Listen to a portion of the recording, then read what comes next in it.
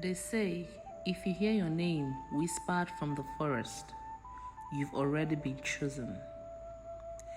In a village of Obaoke, no one dares to go near the Efe forest. It is a place sealed by fear and ancestral silence. Every child knows the rules. Do not answer if the forest calls your name, and never ever step beyond the shrine stones. 13 years old Aro lives with his blind grandmother, Mama Tani, the village storyteller. While others hush their children, Mama Tani tells tales with open fire and vivid detail. Stories of ancient kings, vengeful spirits, and a forest that remembers. One evening, as the Hamatan wind howls through the trees, Aro hears something no one else does.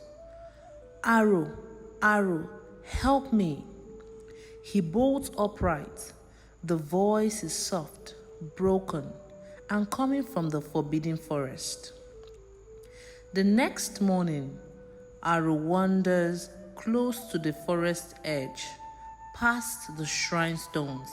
He finds something or someone no one should ever see. A girl lies unconscious in the tall grass. Her skin is pale, her eyes closed, her body marked with strange glowing symbols. She's not from the village. He carries her to the old abandoned yam barn and hides her there. When she wakes up, she doesn't remember her name, only the word Eka Ete. I came from inside. I think the forest lets me go. Terrified but intrigued, Aro secretly brings her food and questions her every day.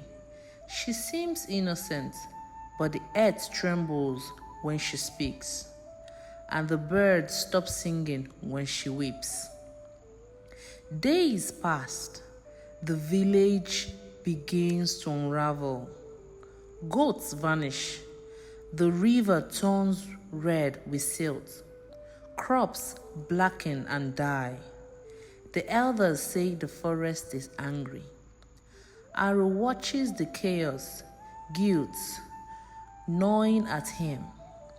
Mama Tani, though blind, senses the truth. You brought back something, didn't you? She's not a teen, Nana. She's lost, like me. Mama Tani tells him a hidden tale, the one no elders dare speak aloud. Years ago, the Obas sacrificed villagers to the forest during a drought. He said it was to save us, but the forest does not forget betrayal. It traps the innocent, echoes them in the wind. Aro's heart pounds. Could Ekaete be one of them? Determined to set things right, Aro decides to go into the forbidden forest with Ekaete, despite the cost. As they pass the shrine stones, the forest shifts around them like a dream. Trees whisper, shadows move. Ekaete begins to remember. She was taken as a child. Others were taken too, trapped in limbo, their souls caught in endless twilight.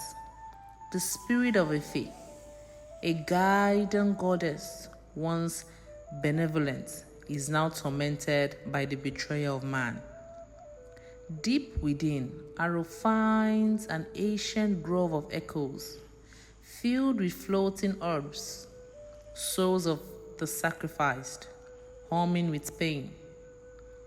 The forest tests Aro with visions. His parents screaming in fire. They died when he was a baby. His grandmother turning to dust. Ekete fading. Do you run like the elders or stand for the truth? At the center of the forest, Aro met the spirit of Ife, a towering, feminine, tree-like being with eyes like starlight and a voice that echoes like drum. You seek redemption for sins that are not yours. Why? Because no one else will. The spirit demands balance. The village must know the truth, and the Oba must pay for the blood he spilled, or the forest will never sleep.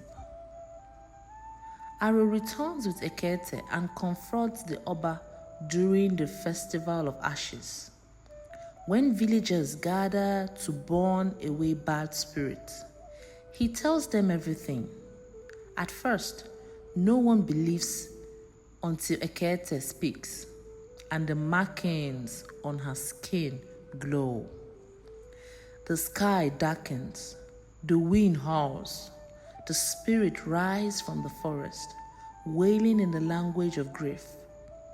The Oba drops to his knees, tears flooding his face. He confesses, I was a coward. I thought we had to feed the forest to save ourselves. The spirit of Ife appears in a sceptral blaze. She chooses the Oba's soul to take, not as revenge, but as restoration. He walks into the forest willingly. With the truth spoken and balance restored, the forest slowly quiets. The crops return, the water clears, and the wind sings only with leaves. Ekete begins to fade, her soul having completed its task, but the spirit grants her a choice: live anew or rest. She chooses to stay, this time fully human. Mama Tani finally tells Aro the last secret. He was born of one of the sacrificed mothers. The forest spared him. He was only meant to bring justice. You were the echo that returned.